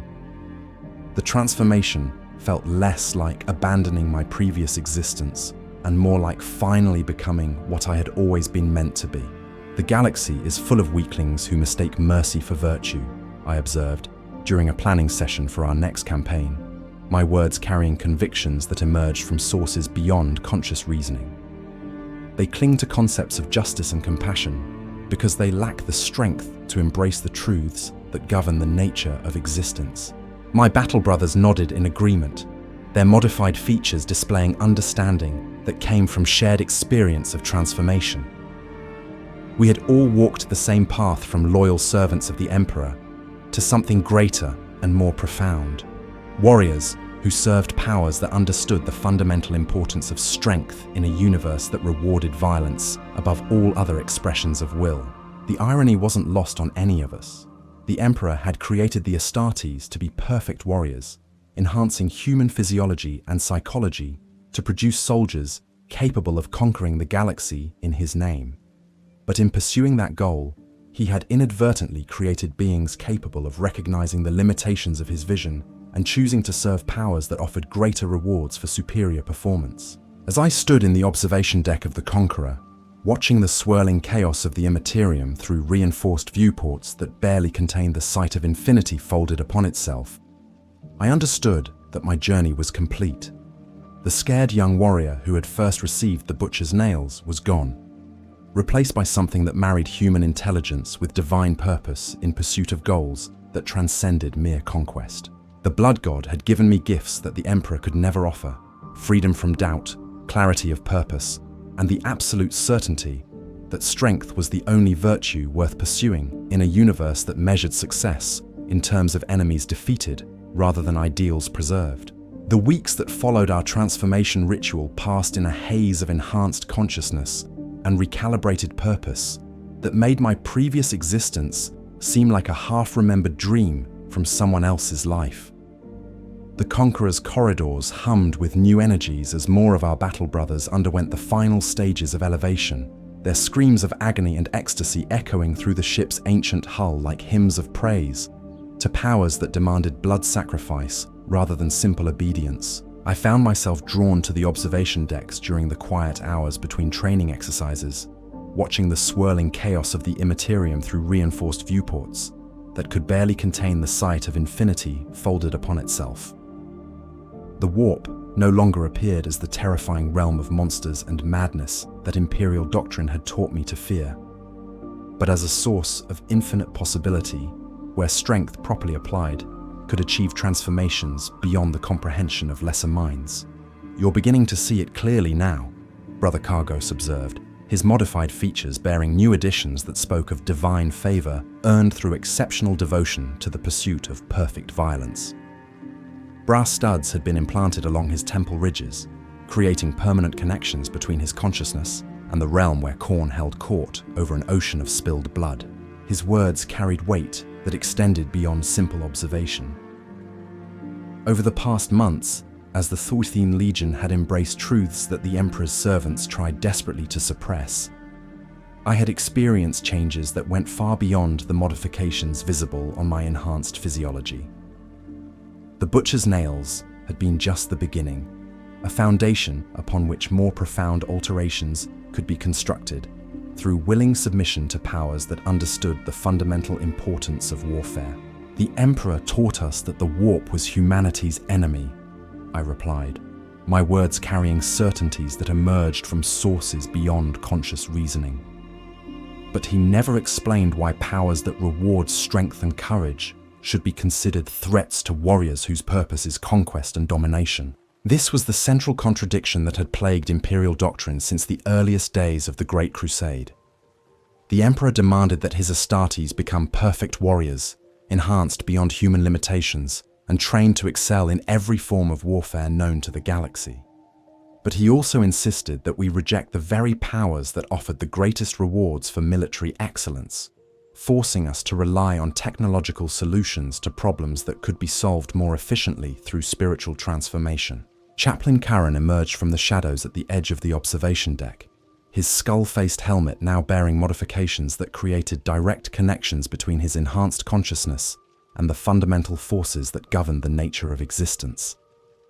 His transformation had been among the most dramatic of any warrior in our company, elevation from servant of Imperial doctrine to prophet of truths that demanded blood sacrifice in exchange for genuine understanding. "The Corpse Emperor fears what we have become," he intoned, his voice carrying harmonics that seemed to resonate through dimensions beyond the merely physical. "He created us to be weapons in service to his vision of human destiny, but he never anticipated that perfect weapons might eventually learn to choose their own targets." Around us, the assembled warriors of what had once been the XII Legion continued their preparations for the campaigns that would define the future of human civilization. But we were no longer simply space marines serving the Imperium's goals of conquest and compliance. We had become something greater and more terrible, instruments of divine will dedicated to proving that strength properly applied could overcome any obstacle, no matter how well defended or numerically superior. The ship's klaxons began their familiar rhythm as we prepared for translation back to real space, back to the material universe where abstract concepts like loyalty and duty would be tested against the immediate reality of combat effectiveness. Our destination was New Syria, the world where our gene father had learned the lessons that would eventually elevate all his sons beyond the limitations of baseline human existence. Returning to the source, Captain Erlin observed as he reviewed the tactical displays that showed our approach vector to the planet where Angron had first encountered the devices that would transform him from a simple gladiator into something approaching divinity. There are debts to be paid on that world, scores to be settled with those who enslaved a god. The irony wasn't lost on any of us. New Syria's population had conquered and enslaved the being who would become our Primarch, forcing him to fight in their arenas for their entertainment, while implanting neural devices that enhanced his combat effectiveness at the cost of everything they considered civilized about human nature. Now we would return their gift with interest, teaching them what 10,000 years of perfect dedication to violence could accomplish when properly focused. The orbital bombardment began at dawn, with the Conqueror's weapons batteries reducing New Syria's major population centers to molten slag in preparation for ground operations that would serve as both military necessity and religious offering. I watched from the command center as cities that had stood for millennia were reduced to component atoms, their populations experiencing the kind of transformation that comes only through total submission to superior force. Primary target is the gladiatorial complex where our gene father was held, I announced to the assembled squad leaders, my voice carrying authority that came from more than simple rank or experience. Secondary targets include the ruling council's compound and the technological facilities that produce the neural enhancement devices. But this wouldn't be a standard compliance action designed to bring another world into imperial unity. This would be an offering to powers that measured devotion in terms of enemies destroyed and blood spilled, rather than territory conquered or resources secured. Every soul on New Syria would serve as payment for the debt their ancestors had incurred when they dared to enslave one who was destined for greatness. The deployment began with Thunderhawk gunships screaming through atmosphere thick with smoke and debris, their machine spirits guided by powers that cared nothing for the technological limitations that constrained lesser weapons. I led Squad Primus into the ruins of what had once been Deshalaka Ridge, the sprawling complex where Angron had been forced to fight for the entertainment of masters who couldn't comprehend what they had captured. The enemy we encountered bore little resemblance to the proud slavers who had once ruled this world with such casual cruelty. 10,000 years of imperial compliance had transformed New Syria's population into loyal servants of the Corpse Emperor, their warrior traditions replaced by bureaucratic efficiency and technological dependence that made them pathetically vulnerable to enemies who understood the fundamental importance of personal combat capability. "For the Emperor!" Their battle cry echoed through the ruins as PDF troopers attempted to establish defensive positions among the rubble of their ancestors' monuments to sadistic entertainment. But their loyalty to distant authority meant nothing to warriors who served powers that rewarded strength with ever greater capacity for violence. My chainsword carved through their defensive lines with efficiency that drew power from sources beyond my enhanced physiology, each kill feeding something deep in my consciousness that the butcher's nails could no longer fully satisfy. These weren't worthy opponents in any meaningful sense. They were sacrificial offerings whose deaths would serve to demonstrate the superiority of transformation properly embraced over loyalty mindlessly maintained. The gladiatorial pits where Angron had learned his first lessons about the relationship between strength and survival had been converted into museums dedicated to imperial propaganda about the benevolent nature of the Emperor's rule. Holographic displays showed sanitized versions of historical events that carefully omitted any reference to the neural enhancement devices that had transformed our gene father from simple warrior into something approaching divinity. They tried to erase the truth, Brother Vectus observed, as we moved through the preserved arenas where crowds had once bayed for blood, with the honest enthusiasm of beings who understood that violence was the fundamental expression of natural law. Made it into a monument to their version of civilization. I studied the propaganda displays with interest that went beyond simple tactical assessment. The Emperor's servants had spent considerable effort transforming New Syria's bloody history into something that supported their narrative about human progress and the benefits of submission to imperial authority. But they couldn't change the fundamental nature of the place itself, the psychic resonance of 10,000 years of ritual combat that had soaked into the very stone of the arena floors. Truth has a way of asserting itself despite the efforts of those who would prefer comfortable lies, I replied, my words carrying weight that encompassed everything I had learned about the relationship between power and propaganda. This place remembers what it was created to be, regardless of what imperial historians want people to believe. The final assault on New Syria's planetary capital demonstrated everything we had become through our willing embrace of transformation that elevated warfare beyond mere tactical necessity. Where once we might have sought to minimize civilian casualties and preserve infrastructure that could serve imperial interests, now we pursued total destruction as an offering to powers that measured devotion in terms of blood spilled rather than territory conquered. Brother Cargos led the assault on the ruling council's compound with enthusiasm that spoke of personal investment in settling scores that transcended mere military objectives. His modified features displayed satisfaction that came from performing duties that aligned perfectly with fundamental nature, each enemy death serving as payment for historical debts that demanded settlement in blood. "The descendants of slavers," he observed, as his chainsword carved through the compound's defenders with mechanical precision. "Their ancestors enslaved a god, and now they pay the price for that hubris." The irony was both profound and satisfying. Nuceria's current population bore no direct responsibility for the crimes committed by their ancestors against Angron. But guilt inherited through bloodline was a concept that transcended individual accountability. They had benefited from the civilization built on their predecessors' cruelty, and now they would experience the kind of justice that only total warfare could deliver. The planetary governor died badly, his enhanced life support systems prolonging his suffering long enough to appreciate the futility of appealing to mercy from enemies who had learned to see compassion as weakness rather than virtue. His final words were pleas for understanding, attempts to explain that he personally bore no responsibility for events that had occurred millennia before his birth. "Understanding is overrated," I informed him, as Gorechild separated his head from his shoulders in a spray of blood that seemed to hang in the air longer than physics should have allowed. "What matters is the debt that must be paid, and the powers that demand payment in the only currency they accept." By the time Nuceria's sun set behind smoke clouds that would darken the planet's sky for decades, its population had been reduced by approximately 90%. The survivors huddled in the deep shelters beneath the major cities, their spirits broken by systematic exposure to the kind of violence that most civilized beings spend their entire lives trying to avoid. The gladiatorial pits were restored to their original purpose, filled with captives who would fight for our entertainment until death claimed them, or they proved themselves worthy of elevation to something greater than their current existence. This wasn't cruelty for its own sake, but education in the fundamental principles that governed the relationship between strength and survival.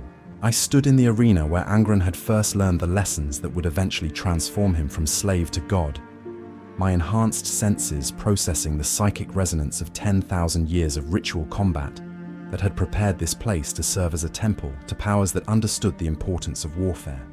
The nails sang with frequencies that spoke of approval from sources beyond the material universe. "A worthy offering," Chaplain Khârn observed, his skull-faced helmet scanning the battlefield with sensors designed to detect spiritual as well as physical phenomena. "The blood god is pleased with this demonstration of devotion properly expressed through superior application of strength." But even as we savored our victory over the descendants of those who had dared to enslave our gene father, I understood that this was merely another step in a journey that would continue until the galaxy itself had been transformed into something worthy of the powers we served. Each world that fell to our advance became another lesson in the superiority of transformation, willingly embraced, over loyalty mindlessly maintained. The lesson of Nuceria would resonate through the warp for millennia, a demonstration that debts incurred through hubris eventually come due, regardless of how much time passes, or how thoroughly the original crimes have been forgotten by subsequent generations.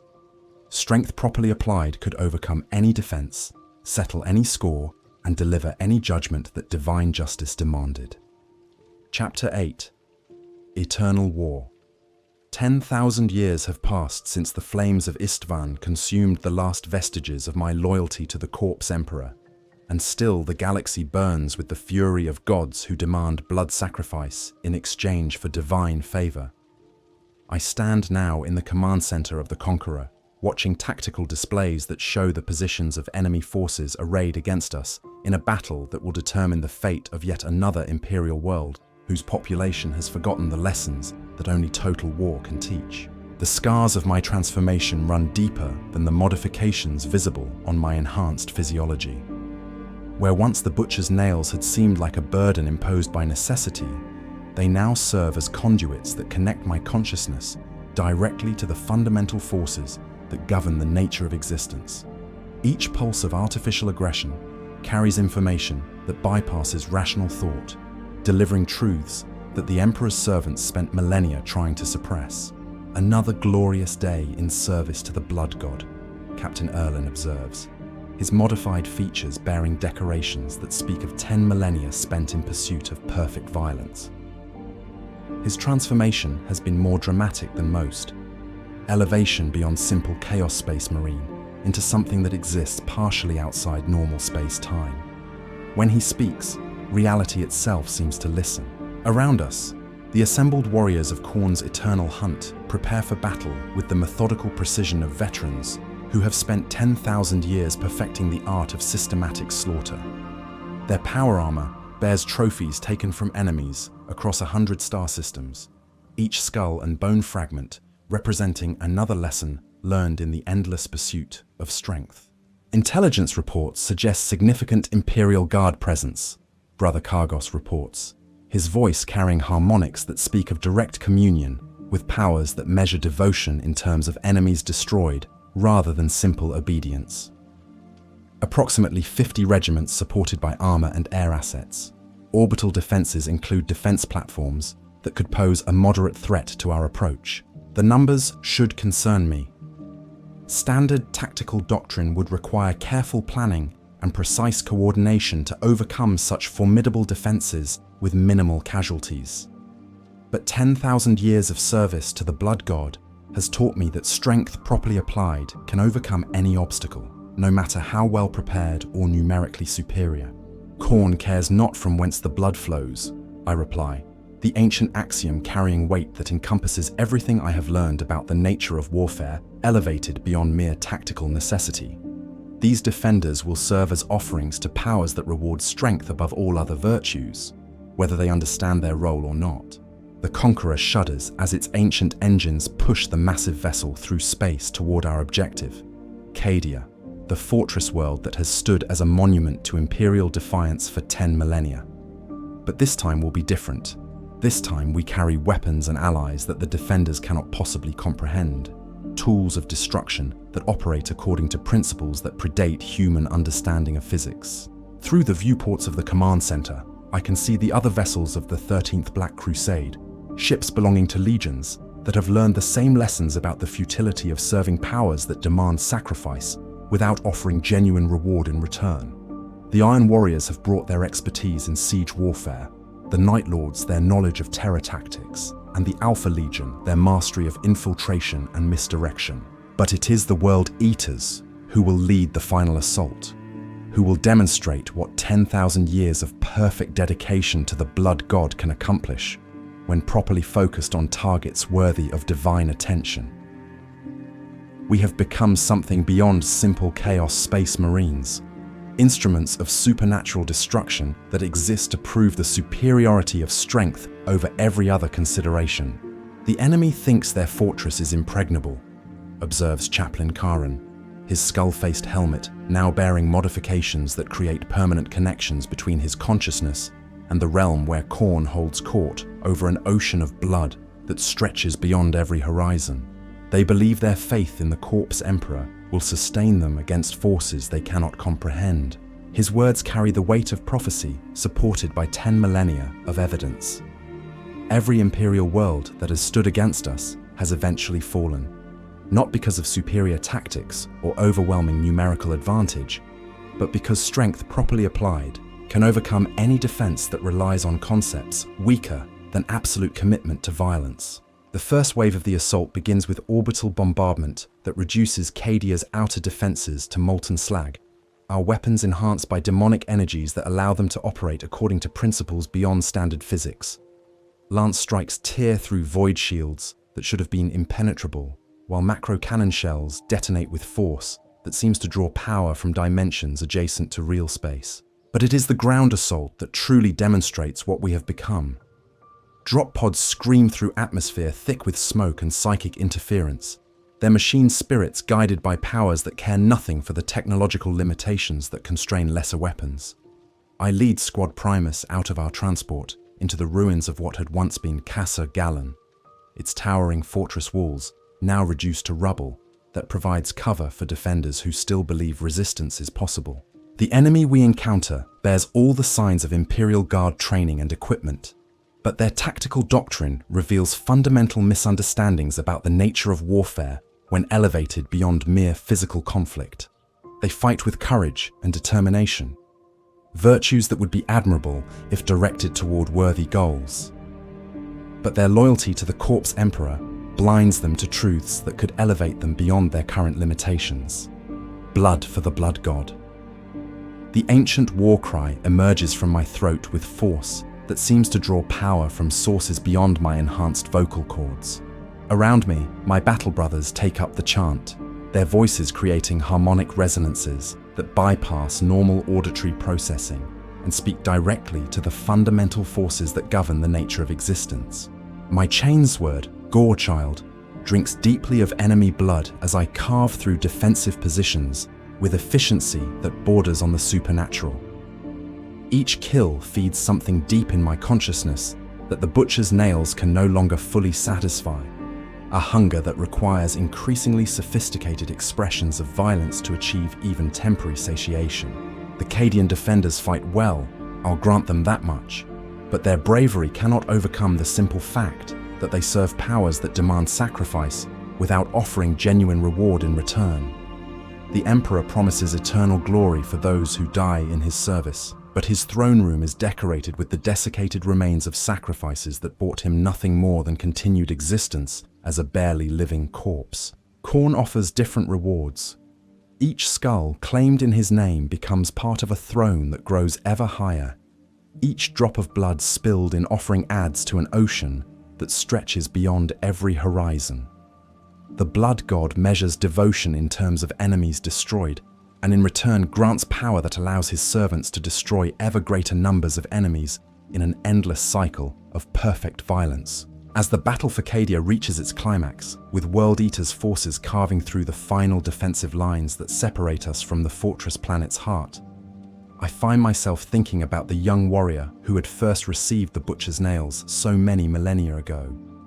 That scared and uncertain Astartes would have been horrified by what I have become, unable to comprehend the truths that can only be learned through 10,000 years of perfect dedication to the pursuit of strength. But understanding requires sacrifice, and wisdom can only be purchased with the blood of enemies who serve weaker powers. The Emperor created the Astartes to be perfect warriors, but he could never have imagined that his perfect weapons would eventually learn to choose their own targets based on principles that transcended mere loyalty to a single vision of human destiny. The fortress world's final stronghold falls as the sun sets behind smoke clouds that will darken Khârn's sky for centuries to come. 50 million Imperial defenders have been reduced to skulls and bone fragments that will decorate World Eater's armor for millennia, their sacrifice proving once again that strength properly applied can overcome any obstacle, no matter how well prepared or numerically superior. I stand in the ruins of the command center where Khârn's generals had planned their futile resistance, my enhanced senses processing the subtle harmonics that emerge when large numbers of souls transition from life to death in service to divine purpose. The nails sing with frequencies that speak of approval from powers that measure success in terms of enemies defeated rather than territory conquered. Another victory for the blood god, Captain Erlen observes, his modified features displaying satisfaction that comes from performing duties that align perfectly with fundamental nature. Another lesson delivered to those who mistake mercy for virtue. But this victory, magnificent as it is, represents only another step in a journey that began 10,000 years ago and will continue for 10,000 more. The galaxy is full of enemies who serve weaker powers, populations that cling to concepts of justice and compassion because they lack the strength to embrace truths that govern the nature of existence. Each world that falls to our advance becomes another offering to Khârn, another proof that strength properly applied can overcome any defense that relies on principles less fundamental than absolute commitment to violence. And with each victory, we grow stronger, more capable of delivering the lessons that only total war can teach to populations that have forgotten the basic truths about survival in a universe that rewards power above all other virtues. The 13th Black Crusade will end, as all campaigns eventually must, but the greater war continues, fueled by the fundamental tension between powers that understand the importance of strength and those that waste time on concepts like mercy and restraint. For 10,000 years I have served as an instrument of that divine purpose, and for 10,000 more I will continue to prove that blood freely spilled in offering to worthy powers can accomplish what mere politics and diplomacy never could. This is my testimony, delivered from the throne of skulls that grows ever higher with each passing century.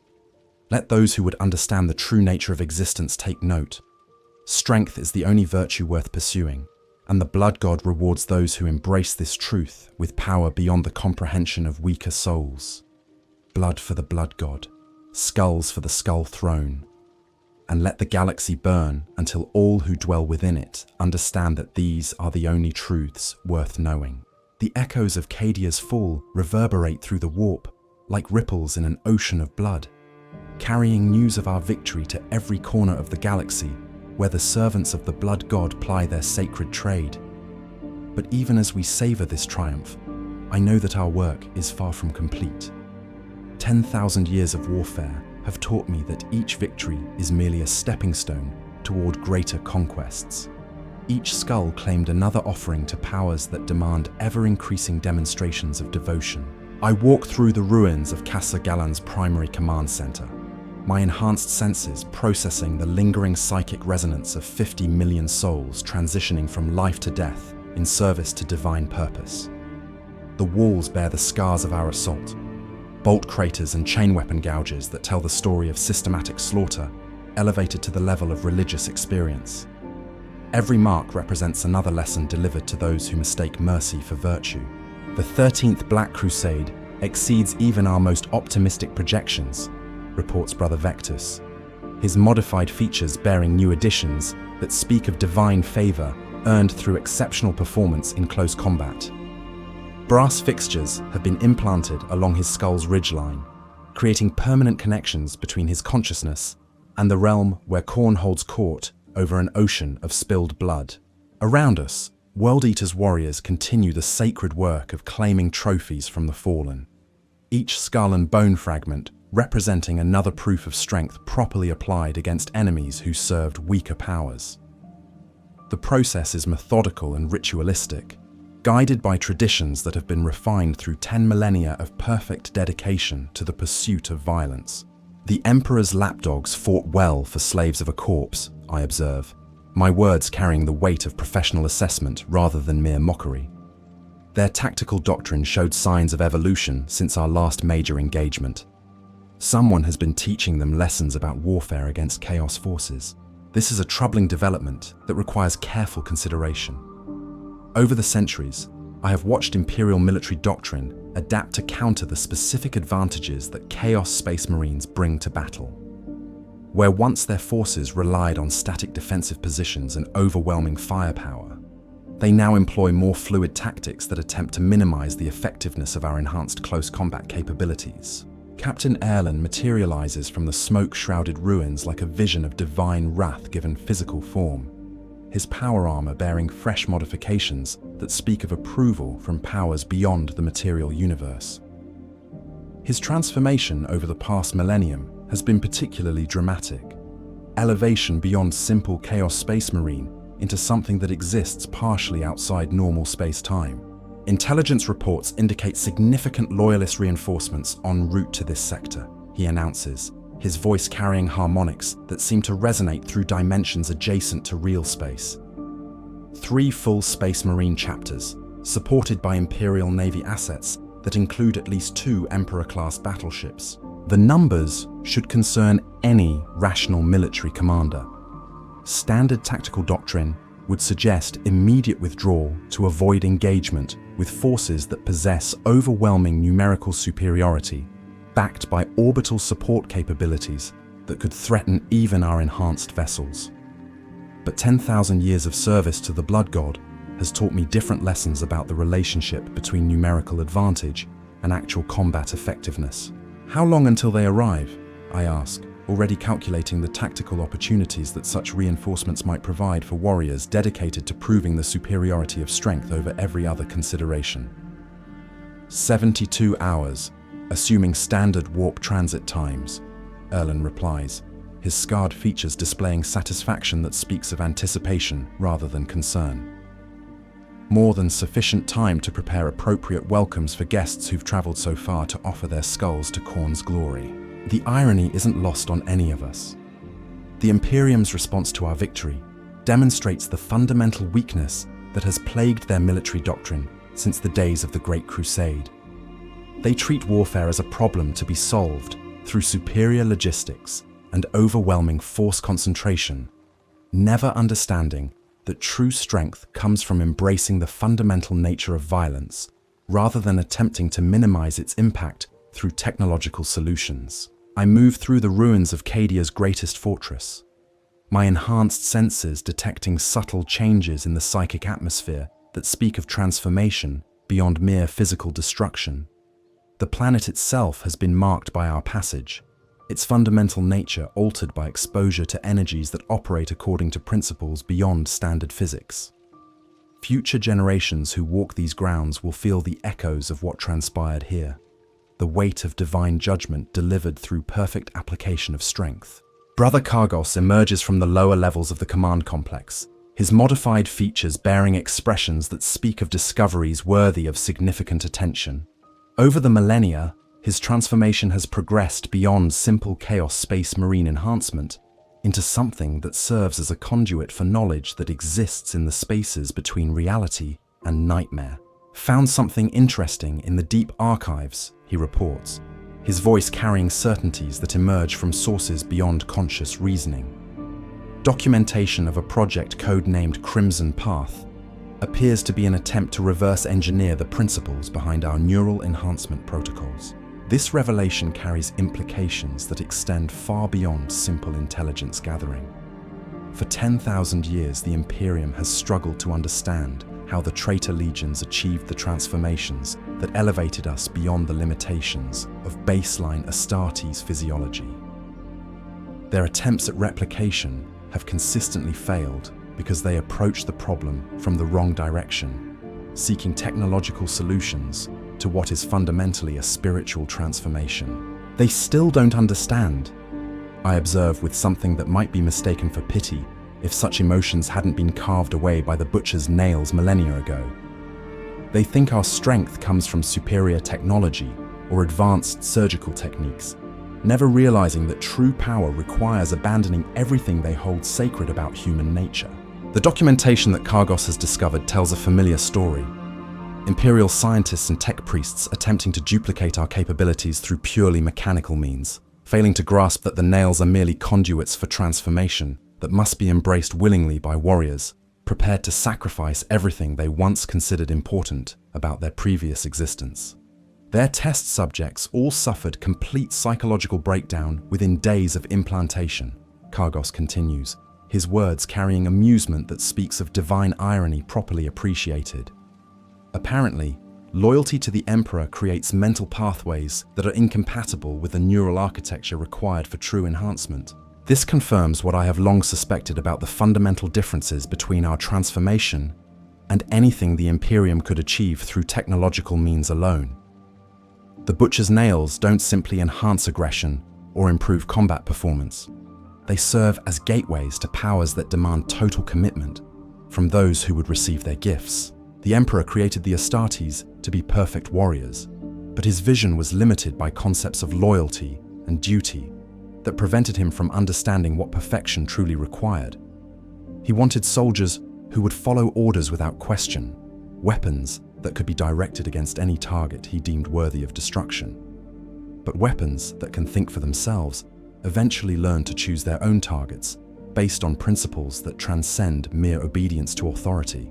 Chaplain Khârn approaches through the ruins like a prophet delivering divine revelation to followers who have proven themselves worthy of higher truths. His transformation over the past century has been particularly profound. Elevation beyond simple spiritual guidance into something that serves as a direct conduit between our consciousness and the realm where the blood god measures devotion in terms of enemies destroyed. The warp storms are intensifying, he reports, his skull-faced helmet scanning the horizon with sensors designed to detect spiritual as well as physical phenomena. Reality becomes increasingly malleable in the presence of so much spilled blood. The the boundary between real space and the realm of gods grows thin enough to step across. This is both opportunity and warning. When the material universe becomes sufficiently saturated with violence, the fundamental laws that govern physical existence begin to bend in ways that favor those who serve powers beyond mortal comprehension. But such conditions also attract attention from entities that measure strength according to different criteria. Beings that might view even Chaos Space Marines as potential prey rather than worthy servants. How long before the reinforcements arrive? I ask, though the answer will determine our tactical approach to what promises to be one of the most significant engagements of the 13th Black Crusade.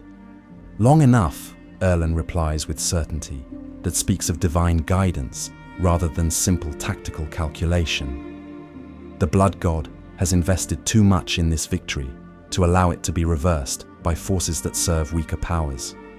When the Emperor's lapdogs arrive, they'll find lessons waiting that their training never prepared them to receive. The next 72 hours pass in a blur of preparation and anticipation that transforms the ruins of Cadia into something resembling the training grounds of the ancient gladiatorial pits, where our Primarch first learned the lessons he would later teach to his sons. Defensive positions are established not to repel invasion, but to channel attacking forces into killing fields, where their numerical superiority becomes a liability rather than an advantage. World Eater's warriors move through the rubble-strewn streets with the fluid grace of predators who have spent 10 millennia perfecting the art of close combat, their enhanced senses detecting subtle changes in air pressure and electromagnetic fields that herald the approach of worthy enemies. Each warrior represents the culmination of transformation processes that began with the butcher's nails but have evolved far beyond their original parameters. The enemy arrives exactly on schedule, their drop pods screaming through atmosphere thick with psychic interference as 3 full chapters of loyalist space marines attempt to reclaim what they consider sacred ground. But they make the same mistake that Imperial forces have been making for 10,000 years. They assume that superior numbers and better equipment can overcome enemies who have learned to fight according to principles that transcend mere tactical doctrine. Blood Angels, Imperial Fists, and Ultramarines, reports Brother Vectus as his enhanced sensors identify the heraldry patterns displayed by the attacking forces. Approximately 3,000 Astartes supported by armored vehicles and air assets that include several Thunderhawk gunship squadrons. The odds should favor the attackers by any rational measure of combat effectiveness. 3,000 loyalist space marines represent overwhelming force concentration against our few hundred World Eaters, their equipment and training optimized for exactly this type of engagement. But rational measures of combat effectiveness fail to account for transformations that elevate warfare beyond mere physical conflict. Remember your lessons, I command through the Vox network, as enemy forces begin their advance through the ruins of what had once been Cadia's greatest fortress. These are not the scared PDF troopers we've been slaughtering for the past week. These are Astartes warriors who've received the same basic enhancements that we once possessed. But they lack the gifts that true dedication to worthy powers can provide. The first contact comes as Blood Angels assault squads attempt to establish landing zones in the central plaza where the fortress's primary command center had once stood. Their jump packs allow them to bypass the killing fields we've established in the surrounding streets, but they cannot escape the fundamental weakness that plagues all servants of the Corpse Emperor. They fight for abstract concepts rather than the immediate satisfaction of divine approval. My Chainsword, Gorechild, drinks deeply of Astartes' blood as I carve through their defensive positions with efficiency that draws power from sources beyond my enhanced physiology. Each kill feeds something deep in my consciousness that has grown ever more demanding over the millennia, a hunger that requires increasingly sophisticated expressions of violence to achieve even temporary satisfaction. The Blood Angels fight with courage and skill that would be admirable if directed toward worthy goals, but their loyalty to the Emperor blinds them to truths that could elevate them beyond their current limitations. They see us as traitors who have abandoned sacred oaths, never understanding that we have simply chosen to serve powers that offer genuine rewards for superior performance, rather than empty promises of posthumous glory. For Sanguinius! Their battle cry echoes through the ruins as they press their attack with the desperate fury of warriors who know they face enemies beyond their comprehension. But names and lineages mean nothing to powers that measure devotion in terms of skulls claimed and blood spilled, rather than simple genetic inheritance. The engagement that follows demonstrates everything I have learned about the nature of warfare when elevated beyond mere tactical necessity. Numbers and equipment become irrelevant when faced with enemies who have embraced transformation that allows them to operate according to principles beyond the limitations of baseline Astartes physiology. Imperial fists. Tactical squads attempt to establish fire bases that could provide supporting fire for their advancing battle brothers. But their doctrine assumes enemies who will seek cover and attempt to minimize casualties through careful positioning. World Eaters charge directly into their killing fields, absorbing damage that would destroy lesser warriors, while closing to the range where our enhanced close combat capabilities become decisive factors.